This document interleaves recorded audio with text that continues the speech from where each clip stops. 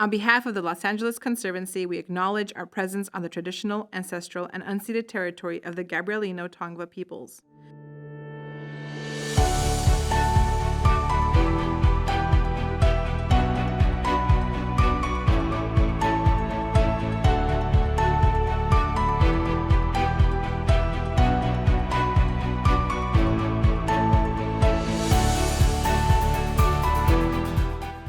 Hello, welcome to the 2022 LA Conservancy Preservation Award celebration. I'm Linda Dishman, President and CEO of the Los Angeles Conservancy, and I'm coming to you from the Academy Museum, which is one of this year's award winners.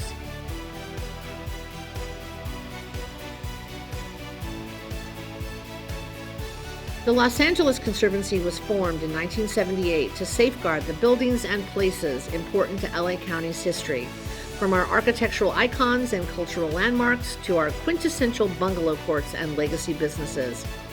We bring thousands of Angelenos and visitors closer to LA's historic buildings through our tours and special programs, both virtually and in person. And we believe that recognizing, preserving, and revitalizing historic buildings strengthens communities, fosters economic growth, and offers viable and sustainable solutions to urgent needs like LA's housing crisis. Historic buildings enrich our lives and are vital to the future of Los Angeles. Thank you for making history with us. For 40 years, the LA Conservancy has recognized outstanding achievements in historic preservation throughout Los Angeles, celebrating remarkable projects and the people behind them. Year after year, Preservation Award winners have gone above and beyond what is imaginable. This year's projects are no exception. 2022 honorees embody LA's spirit of community, creativity, and innovation. Today, we'll share stories about cultural and architectural icons renewed with new purpose after being threatened with demolition, like the Herald Examiner building and the May Company Wilshire. You'll hear about communities coming together to shine a light on the places and stories important to their history. We'll show you historic places that take on new roles as hubs of new media and technology, and even a legacy business revitalized by embracing its modern roots. We hope you leave here today feeling inspired and energized by the power of historic preservation to bridge LA's vibrant past to its future. We would also like to acknowledge our independent jury who had the difficult job of selecting our winners. Linda Griego, Jury Chair, Trustee of the National Trust for Historic Preservation. Jenna Hornstock, Deputy Director of Planning for Land Use at the Southern California Association of Governments and member of the Los Angeles City Planning Commission. Christina Morris, Senior Field Director of the National Trust for Historic Preservation. Grant Sanu, Director of Community Building and Engagement of the Little Tokyo Service Center. Helen Toko, Senior Project Engineer at the GBX Group and member of the Palms Neighborhood Council. And now a word from Joy Forbes, Chair of the LA Conservancy Board of Directors, who selected the Chairs Award winners this year.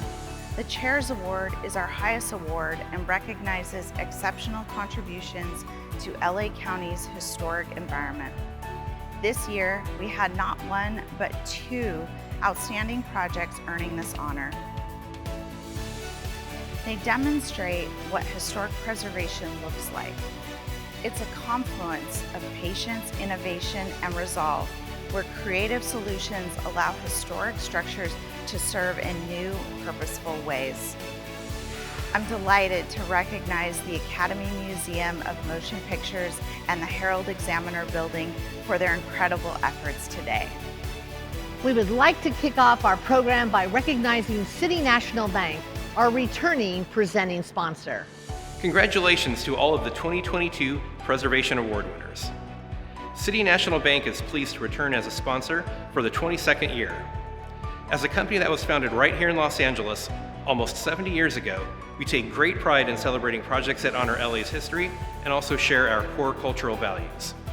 We are thrilled to see these values represented by the winning projects, including this one, the extraordinary Herald Examiner building, now home to Arizona State University's Los Angeles campus. Thank you for your commitment to the communities and the heritage of Los Angeles County. We also thank all of our sponsors today. We truly appreciate your support.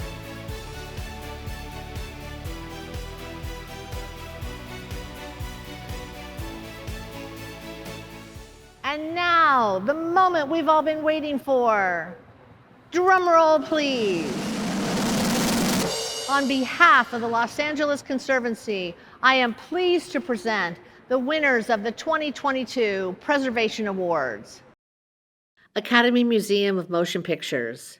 Spanning 16 miles from downtown LA to the Pacific, Wilshire Boulevard played a key role in the development of Los Angeles, representing virtually every major architectural style of the 20th century, including what is perhaps the most resplendent example of streamlined moderne in LA, the May Company Wilshire Building. This gleaming tower at the intersection of Wilshire and Fairfax, with its striking black and gold corner, has been stopping traffic literally since 1939. In the early 1990s, a May Company merger forced multiple store locations to close, including May Company Wilshire. Soon after, plans were announced to sell the property to a developer who planned to demolish the building entirely. The Los Angeles Conservancy jumped into action, and along with the help of the community and late council member John Ferraro, May Company Wilshire was given landmark status in 1992. Even though it was sold to the LA County Museum of Art in 1994, it failed to flourish and sat vacant and underused for years. Thankfully, the Academy of Motion Pictures Arts and Sciences saw its red carpet potential and leased it as the site of its future Academy Museum. I think it was in 2016, I came to Los Angeles with a painting that was going to be on loan from the Guggenheim to LACMA. And my good pal Fred Goldstein is general counsel at the time at LACMA, and we did a walk around the campus, and he pointed over to a very large, hulking building that, in my view, looked like they had seen better days. He said that's going to be the site of the Academy Museum of Motion Pictures. The Academy Museum project set out on an ambitious adaptive reuse project for the existing historic building, as well as a bold new addition to the north side. Nearly all of the existing historic materials and features were retained and preserved. The building has a limestone facade, and I learned that the original limestone that was used in construction in the 30s was from a quarry in Texas. And while that quarry was still not operating, the great team who had been working on the building found the closest quarry to find the limestone to use to restore the facade, which I thought was amazing. And then the gold cylinder, which is the iconic, piece of the building, part of the building that people just identify with it, was made of gold tile from Venice, and that the team found the same factory in Venice where the gold tile had been manufactured in the 30s and transported to Los Angeles, and they had gone to that amazing research. Many auto-age buildings have large parking lots which enable new construction to house new uses and expansion. In this case, a 140-foot diameter spherical addition of glass and steel was added to the north. Often referred to as the Death Star, the sphere was designed to house the museum's theater and viewing deck.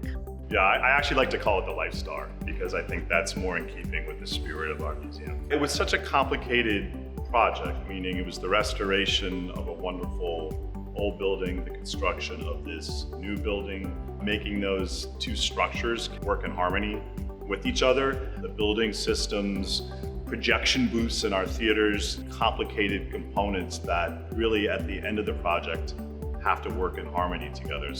Since its opening, the museum has made an immediate contribution to Los Angeles, helping to solidify Museum Row on the Miracle Mile as a major cultural institution and visitor destination. We're not just attracting visitors from around the world, which is wonderful, but it's a real center for people in Los Angeles that they want to come back. Hollywood is always reinventing itself, so it only seems appropriate for a building to reinvent itself to showcase the spectacular history of the movies.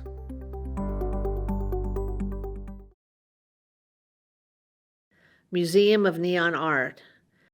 Imagine Los Angeles at night without the glow of neon signs lighting up iconic streets like Hollywood Boulevard. Not really the LA we all know and love, right? Our friends at the Museum of Neon Art definitely don't think so. In 1981, the Museum of Neon Art was founded by neon artists Lily Lakich and Richard Jenkins. After seeing neon signs discarded in a scrap heap, they wanted to save LA's iconic neon signs and showcase this electrifying contemporary art form. They founded a nonprofit, a 501c3. They wound up exhibiting their artwork, other people's artwork, but they became a haven for neon signs that were falling around them like crazy. For over 40 years, Mona has encouraged learning, curiosity, and expression through the preservation, collection, and interpretation of neon, electric, and kinetic art. Oftentimes, neon signs become synonymous with their neighborhoods, cultural touchstones, even after the establishments are gone. Neon signs over the years have transcended. In some cases, the actual advertiser of that neon sign has gone away. There comes a point in advertising where the advertiser is gone. The sign then becomes a community asset, an icon for a neighborhood, and becomes a point of pride. This year, Mona celebrates its 41st birthday, which is quite a cause for celebration, considering they almost closed amid the COVID-19 pandemic. Our new director began her career April 1st, 2020, and then we were closed for over a year and a half. We owe our existence to that new executive director, who is Corey Siegel. Corey Siegel fought hard in order to keep the museum alive, even though the doors were not open. Mona also focused on its education and advocacy. During this time, they acquired the Circus of Books sign and preserved the House of Spirits sign with the intent of returning it to the neighborhood. When restrictions eased a little bit more, we started doing walking tours of neighborhoods. We wanted to make sure that people had something that they could do on their own in their backyards, but also got the museum's name out there. And one of the greatest successes about Corey's work is that Mona became an internationally recognized museum of neon because we were treading new territory, and that new territory took us to online sources which were beyond a border. This little museum shows no signs of dimming its lights. Its award-winning Neon Cruise bus tours have educated hundreds of people for over 30 years about the rich historical legacies of Los Angeles. Mona exhibits cutting-edge electric, kinetic, and light-based artworks and historic signage to illuminate the past, present, and future through permanent and rotating exhibitions. It's important to me that people realize that the Museum of Neon Art exists and that we are still saving things. We are full to the rafters, but we are preserving Los Angeles history side by side. Over 4 decades, Mona has saved and restored more than 500 historic signs and helped relight more than 150 signs across Los Angeles. They have sparked a love for neon and preservation in the hearts of a new generation. And what's more electrifying than that?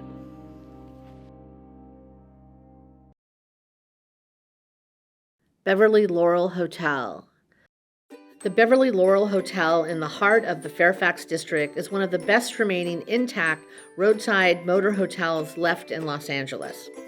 With its 52 rooms, courtyard pool, and popular coffee shop Swingers, the Beverly Laurel is one of LA's most enduring legacy businesses. It's been owned and operated by the Adler family since it was constructed. The family's patriarch, Melvin Adler, still runs the business. Yeah, 91. I thought I was getting the award at the hotel. A friend of my father's went to California and he bought a hotel and he wrote back to my father, "Chaim, you gotta come out here. This is the place." So my father took a trip to California, got a hold of his friend, got the same agent, and bought a hotel. And they had really no education, no business experience, but they had a lot of guts. In the late 1960s, the Adlers owned a lot on Beverly Boulevard and Laurel Avenue. When Travelodge approached them to buy the property in order to build a hotel, it gave them an idea. And my mother said, if they can do it, we can do it. My father always had a smile and a handshake, and my mother was a hard worker. We had the coffee shop. She'd make the soup, and she'd bring it over and say, "Here, try my soup," you know. That coffee shop is, today, known as Swingers, a hip diner and a legacy business in its own right.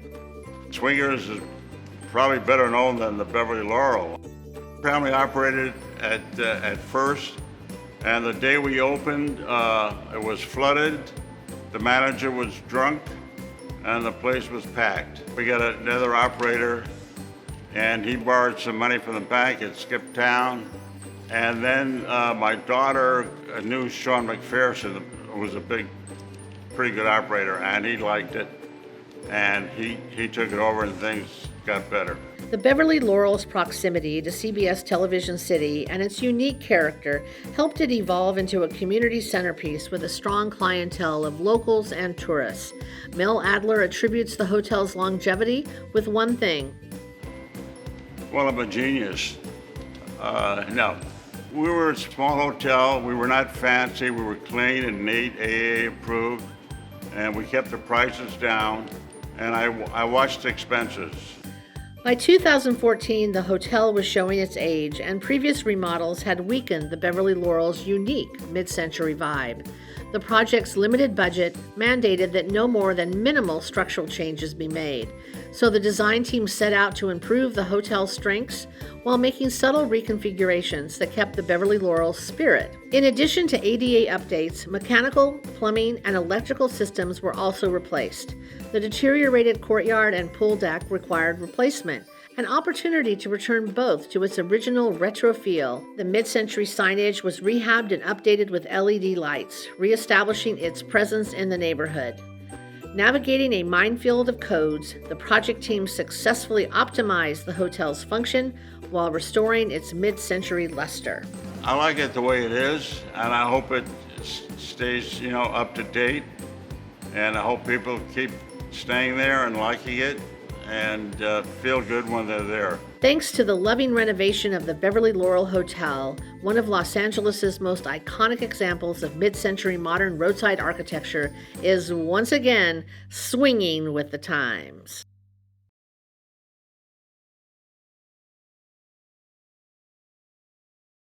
Chase Knolls Garden Apartments. Greater Los Angeles is home to one of the largest collections of garden apartments in the nation, with nearly 40 built from the late 1930s through the mid-1950s. Known for their large open spaces and mid-century architecture, garden apartments foster a unique spirit of community for their residents. In the San Fernando Valley, Chase Knolls Garden is an excellent example of a garden apartment complex. Los Angeles was growing exponentially after World War II, and Sherman Oaks was one of those areas ripe for development. It was designed by a team of architects, Heth Wharton and Ralph Vaughn. Ralph Vaughn was African American and worked frequently with Paul Revere Williams. Chase Knolls was built with a total of 260 apartments in 21 buildings on 14 acres, so it is a vast site. Great combination of indoor and outdoor spaces that created a home-like environment, more like living in a house than living in a traditional apartment building with a double-loaded corridor. Because garden apartment communities are large with lower scale density, they are valuable real estate and are increasingly vulnerable to demolition. In the year 2000, a plan was announced by the owners to demolish the existing 260-unit development and build a new 403-unit project. The LA Conservancy and its ModCom rallied to help save the property, and with the help of then council member Michael Feuer, it was designated a historic cultural monument in 2000. When the building was threatened with demolition, there was deferred maintenance of the building. The roofs were in particularly poor condition. There was also, electrical, plumbing, and other aspects that were challenged, the infrastructure in particular. Several owners tried and failed to do the work until Chase Knolls' current owner came into the picture.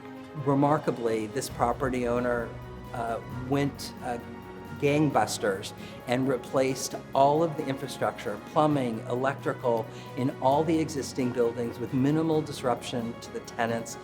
Sensitive infill allowed the owners to build 6 new buildings in areas where carports once stood, adding 140 new units, increasing the number of housing units to 401, just shy of what was originally proposed through demolition.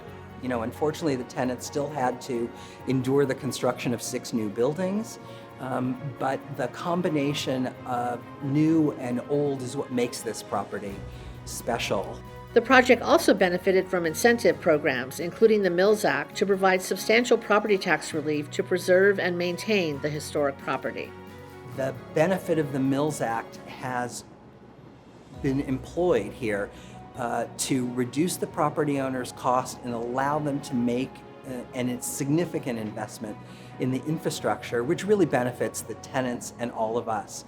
I should say also that the property, and this is important, is pre-1978, so is protected as rent-stabilized units in Los Angeles.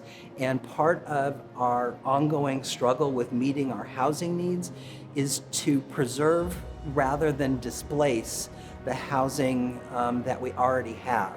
An epic historic preservation project 20 years in the making, it was completed in September 2021. Though this project posed many challenges, including designing new buildings that were compatible with the scale, massing, and open space of the property, the rehabilitation was successful. Well, no historic preservation project is easy, but in the end, we get an end result that really is a model for what historic preservation should be.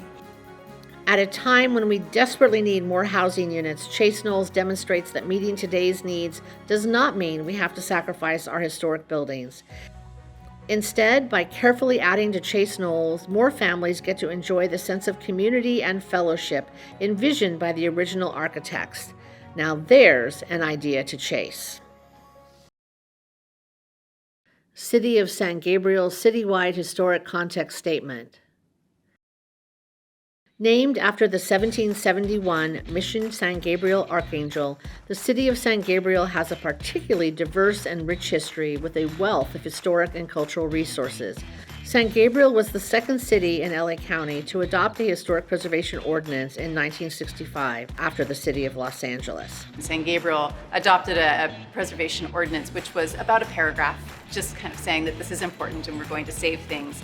From about 2015 to 2017, we took a long, good look at what we really needed to do to make preservation concrete in the city of San Gabriel and did a revision of that ordinance.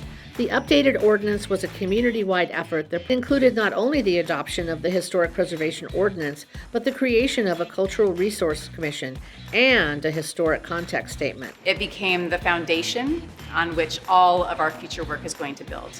Without that context, without bringing together the different periods of history that have led to the present, you're really not able to go in and do an inventory. You're not able to evaluate individual buildings. And so, in early 2020, the city initiated the preparation of a citywide historic context statement. It was really a challenge because our context statement project launched right as COVID began to lock us all down. In San Gabriel, it's particularly difficult because we have lots of histories written about the mission, but in terms of a history of the city, it doesn't really exist. So we really do have to rely on the living memory of some of our long-term residents to be able to connect those dots. This document is structured around 7 broad contexts, beginning with the early history of the indigenous Gabrielino Tongva Kizh people and culminating in the suburbanization of the community after World War II.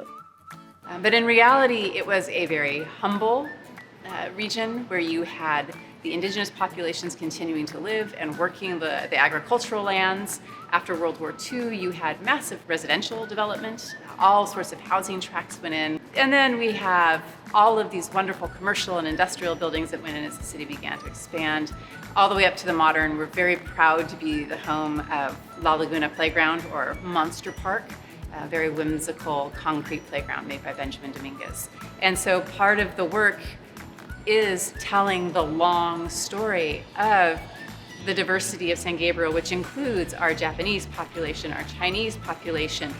A lot of people like to think that it sort of began in 1980, but in reality, if you go back and look at our 1910 census, you can see we have a very, very complex population. In October 2021, the city of San Gabriel published its first citywide historic context statement, a major step forward in helping identify, evaluate, document, and protect historic resources within San Gabriel's city limits. The city of San Gabriel is once again living up to its motto as the city with a mission. But this time, the mission is to protect the places that are important to all of San Gabriel. Casa de Rosas campus. Los Angeles is a city of unique layers and textures, and any given street, building, or public space can tell countless stories. The historic Casa de Rosas campus is one such example of LA's layered history. Mr. Summer, who also designed the Bradbury building, saw his design become real in the Casa de Rosas. The Froebel Institute had this marvelous idea of how to educate children that nobody believed in. It was called kindergarten. Over the years, it became the home for the Dianetic Center at the Church of Scientology. During World War II, it was a barracks for veterans. And then it evolved into a shelter for women called Sunshine Mission. Founded by the angel of Skid Row, Essie Binkley West, Sunshine Mission was the first shelter exclusively for unhoused women in Los Angeles. For 60 years, it provided safe housing and education to some of LA's most vulnerable citizens. But the mission, which eventually became the nonprofit Casa de Rosas, didn't always have it easy. The 1981 Historic Cultural Monument status did not save it from a series of unfortunate events, including arson fires and damage from the Northridge earthquake. When the nonprofit went out of business in the early 2000s, the campus sat vacant, neglected, and boarded up. During that boarded up period, we would have to also describe it as an encampment. The building was simply decimated. It has good bones, and that's what's important. In 2015, the Housing Community Investment Department of Los Angeles issued an RFP to redevelop the site, and the winning development team set out to create urgently needed affordable housing for veterans. We had requested the opportunity to be a part of restoring Casa de Rosas, but it was granted to someone else. The opportunity to bid to restore Casa came open again. And so we were honored this time, and nobody's gonna get it from us. This is ours, this is our neighborhood. And I say that because community-based developers are not just developing something and walking away, or developing it, handing it over to somebody else to run. We're invested, we're part of the community, and we're gonna stay there. The $18 million restoration effort successfully rehabilitated the 4 historic buildings into 37 residential units, studios, 1 and 2 bedroom units, plus management offices, common spaces, laundry rooms, and a gym. The project also included seismic strengthening and reconstruction of damaged floors, stairs, and more. And the Casa de Rosas exterior facades and landscaping were restored using historic photos. We really had to restore the doors. We had to restore the window frames. We had to restore the shingles on the roof and the siding. There was no substitution. It had to be restored. And so protecting the authenticity is something that is at once a challenge and a good thing. Because when you look at it now, you see the vision that Mr. Summer had in 1893. Today, Casa de Rosas offers safe, permanent, supportive housing for homeless veterans and their families. The latest chapter in Casa de Rosas' story shows what can be achieved when preservation is used to uplift marginalized groups while respecting local LA history. What I see for the people at Casa de Rosas is that they can feel the love that's in that community, the people who are surrounding them, trying to help them achieve their goals and dreams, that the children will be able to feel safe and not worry about their surroundings. This is a model for what can happen with other veteran housing. Like the roses that adorned its facade, the beautiful Casa de Rosas campus has again returned to its roots of serving the community and blooms once more. Save As, NextGen Heritage Conservation Podcast. In recent years, questions about saving historic places have become hot topic issues. Why do we save historic places, and for whom? Who decides what's worth saving, and whose perspectives matter? In 2020, a bold new podcast set out to explore these themes and more. There's still stories that have yet to be told. And we're telling them on the podcast Save As, NextGen Heritage Conservation. Preserving historical sites is related to the life of LGBTQ people. The space creates a different energy and element which shapes the music. We're your hosts, Trudy Sandmeyer and Cindy Alnick.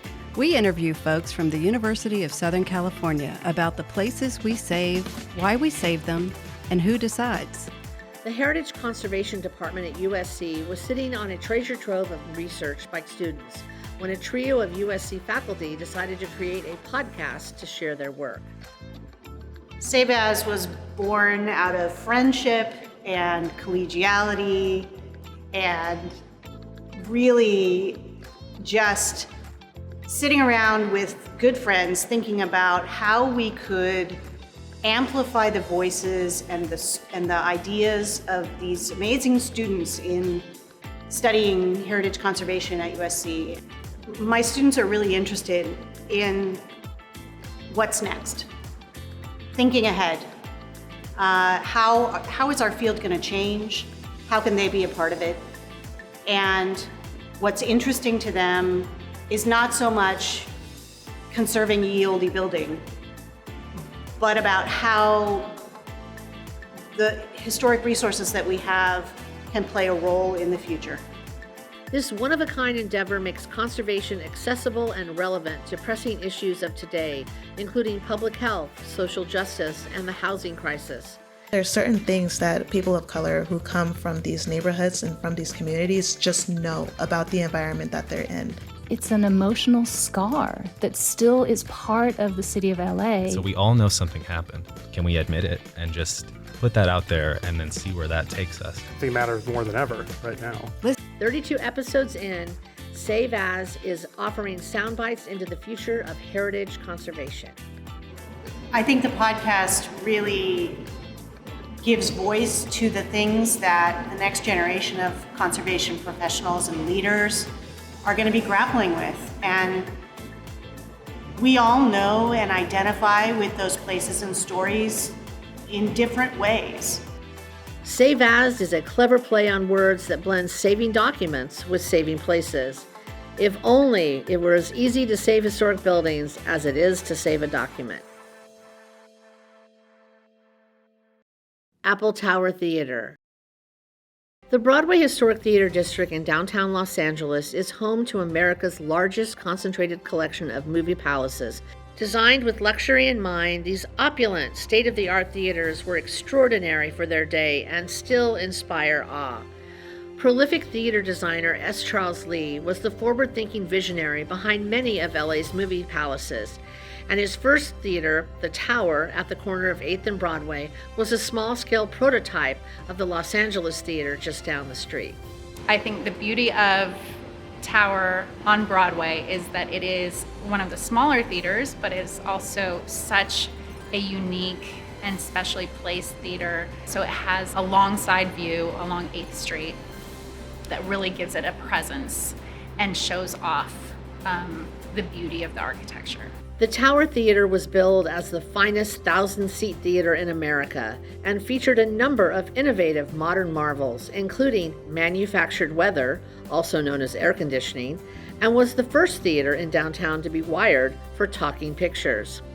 The Tower is part of the Bringing Back Broadway plan to revitalize the historic Broadway corridor. In 2018, Apple expressed interest in the building. Bringing Back Broadway, I think, helped get going the partnership with the Del Gianni family and Apple in developing this into a retail store. I think the interest in revitalizing the district and then getting Apple in as a strong anchor for the area really helped further define where we're at now. When work began on this multi-million-dollar adaptive reuse project, the Tower Theater was remarkably intact but in poor condition. The project required seismic strengthening, restoration of glazed architectural terracotta cladding, restoration of marquees on Broadway and 8th Street, and restoration of all interior marble, plaster, and decorative painting, just to name a few things. We did take out a lot of marble, but what we did was we did a thorough job of cataloging it, documenting it, and then we have it stored in the building. We literally have it stored in the walls, in hidden spaces throughout the project. We have medals up in the projection room that are stored. The projection room is not accessible anymore. We do have it technically sealed off, but it is still intact. Adapting the historic Tower Theater for a new use required a delicate balance. The project team engaged the Conservancy, the LA Historic Theater Foundation, and the Office of Historic Resources. We all were at the same table discussing their concerns and getting their concerns out there. And I think that started the success of the project because it got everybody feeling that they were safe. That significantly, I think, helped the outcome of the project. Marrying together the historic, as Charles Lee's view of having the sound system to this theater, and then also manufactured weather, and how this is now related to Apple being a leading technology contender. Finding the magic of this project was having that trust with all the players, with all the team members, and having that respect throughout the whole phase. So the next time you're at 8th and Broadway and you want to know the time, you can look up at the newly finished clock tower or just ask Siri. Herald Examiner Building. One of California's most influential architects, Julia Morgan was extraordinary not only as an independent woman working in a male-dominated field, but as a meticulous engineer and talented designer. Morgan worked in many styles, from simple craftsman clubhouses like the YWCA to the grandeur of the Herald Examiner Building, the first large-scale project she designed for newspaper magnate William Randolph Hearst. Well, I mean, Julia Morgan was, this was, I think, maybe her first commission for the Hearst family, and she was the first licensed female architect in California. And she has over 700 buildings that she designed that were built, which is huge. Designed in the Mission Revival style, the building opened in 1915. And for nearly 75 years, it was home to the Los Angeles Examiner and Herald Examiner newspaper, as it was later named. The paper closed in 1989. Soon after, the Hearst Corporation was exploring demolishing the building to make way for a parking lot. The LA Conservancy formed a blue ribbon task force and nominated the building for listing in the National Register of Historic Places. While it was determined eligible for listing, the Hearst Corporation's objection meant that it was only determined eligible for listing. Hearst eventually dropped its demolition plans. In the years that followed, the Herald Examiner Building, like many historic buildings, became a popular filming location. It had built-in sets including apartments, a bar, a police station, and a drug den. The once grand Herald Examiner Building was now in poor condition. Its large arch window openings had been filled in with stucco-finished panels. The building wasn't suitable for major tenants because of safety issues and the state of its interior environment. There are these clear story skylights, and they were all painted black. I think that was a common thing after the bombing in Pearl Harbor, because there was a fear that something similar could happen in Los Angeles. Then, in 2016, a new project set out to revive the architectural legacy and prominence of the building by adaptively reusing the former newspaper offices and production house for mixed commercial use. Despite the building's tired condition, Morgan's touch remained. Once you peel back those layers, then you start to see, okay, there's a really great skeleton here of a building.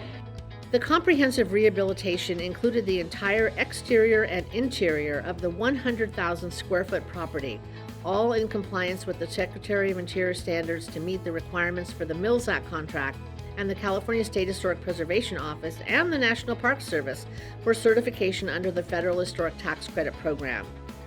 The striking original lobby contains ornate carved and painted wood panels, faux marble, hand-painted floor tiles, hammered iron grills, marble and gold leaf. Art conservators work to clean and lightly restore the elaborate space so that the lobby retains a historic appearance with the patina of aging gracefully. Today, the Herald Examiner Building is once again bustling with activity. With Arizona State University as the major tenant, hundreds of students are on site each day pursuing their dreams in journalism, digital strategy, film, and business. I'm also just happy to see like a lot of students coming in there. You know, it helps, I think, young people understand the importance of revitalizing the history of our community. The historic preservation of the Herald Examiner building not only honors Julia Morgan's legacy, but pays homage to LA's newspaper history by preparing the next generation of journalists. This project is already making headlines. Congratulations to all of you that work so hard to make these projects alive. We appreciate your work so much, and it makes Los Angeles so special. I want to thank our board of directors and our staff for all their leadership and hard work in making this event such a success. And I want to thank all of you who are here, who came to celebrate these great projects. There's food, there's drink, and there's lots of opportunity for networking. So go make some new friends tonight. And tomorrow morning, we hope that you'll wake up ready to go out and save some more historic places in Los Angeles.